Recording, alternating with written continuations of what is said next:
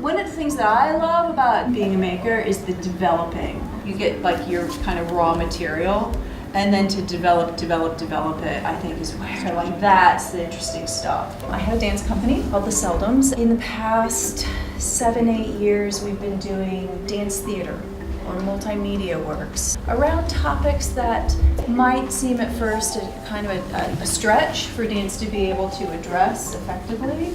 I like that challenge.